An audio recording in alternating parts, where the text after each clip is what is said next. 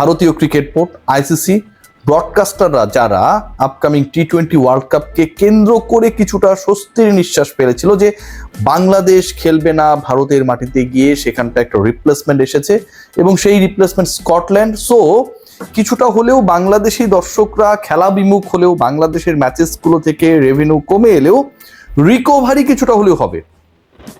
কিন্তু যেই রিকভারি কোনোভাবেই হবে না, কোনো দলকে দিয়েই হবে না, কোনো যুক্তি তর্ক বিনিয়োগে, এটা আসলে ব্রডকাস্টারদের ক্ষতি, আইসিসির রেপুটেশন, টিম ইন্ডিয়ার, মানে থাকে না যে যদি ওই ভারত পাকিস্তানের যুদ্ধ না থাকতো তাহলে হচ্ছে বলিউডের মুভি হইতো না, এরকম একটা আলোচনা রয়েছে।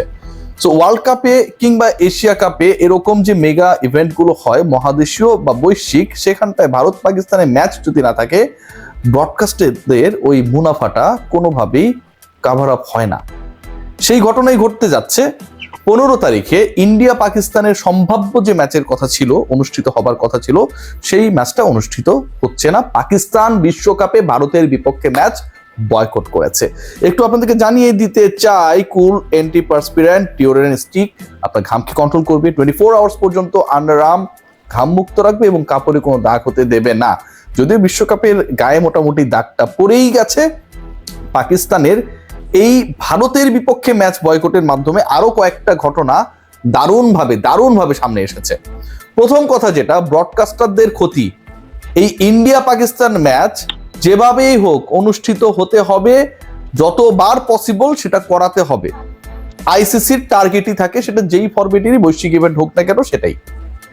একই গ্রুপে রাখা হয়েছে দুই দলকে, তাদের গ্রুপ মেট হিসেবে যারা রয়েছে প্রত্যেকটাই চাম্পু দল, মানে কোনোভাবে ইন্ডিয়া পাকিস্তান যেন মিস না হয় to go through the next round. আবার একই সাথে এর থেকেও গুরুত্বপূর্ণ ব্যাপার যেটা, পরের রাউন্ডেও যখন খেলা হবে সেখানটাও যেহেতু তারা পরের রাউন্ডে চলেই যাবে, অবভিয়াসলি দুই দল মুখোমুখি হবে। যতবার খেলা হবে এই দুই দলের এবং ব্রডকাস্টাররা যতবার ব্রডকাস্ট করবে এই দুই দলের খেলা, তত বেশি মুনাফা। আইসিসির টেলিকাস্টিং রাইট বিক্রিতে তত বেশি ইতিবাচক সারা। সো ওই জায়গাটা একদমই আমার কাছে মনে হয় যে প্রথমবারের মতো বন্ধ হয়ে গেল। এই যে ইন্ডিয়া পাকিস্তান ম্যাচ, যেটা ভারত, যারা তাদের দেশ, তাদের স্বাধীনতা, তাদের ভূমি, এগুলো নিয়ে এত বড় বড় কথা বলে, তারা এই বিশ্বকাপের আয়োজক এবং তারা বাধ্য হয়েছে শ্রীলঙ্কার মাটিতে গিয়ে পাকিস্তানের সাথে ম্যাচটা হবে সেই রকম একটা পরিকল্পনা করতে। ওয়ার্ল্ড কাপটা হয়েছে হাইব্রিড মডেলে, কারণ পাকিস্তান ভারতে যেতে রাজি না, তারপরেও ভারত রাজি হয়েছে যে ঠিক আছে আমরা খেলবো পাকিস্তানের সাথে, সেটা আমার দেশে না হইলেও খেলবো। কেন? যেই পাকিস্তানের সাথে এত বিদ্বেষ, যেই পাকিস্তানকে তারা পছন্দ করে না, যেই পাকিস্তানের সাথে রাজনৈতিক সংকট, কূটনৈতিক সংকট, সামরিক সংকট, সেই পাকিস্তানের বিপক্ষে কিন্তু ইন্ডিয়া খেলার সময় নিজের দেশে খেলতে না পারলেও অন্য দেশে গিয়ে খেলতে রাজি। কারণ হচ্ছে ওই প্রফিট, ওই আইসিসির কন্ট্রোলটা ভারতের কাছে, বিসিসিআই এর কাছে। এখন ভারত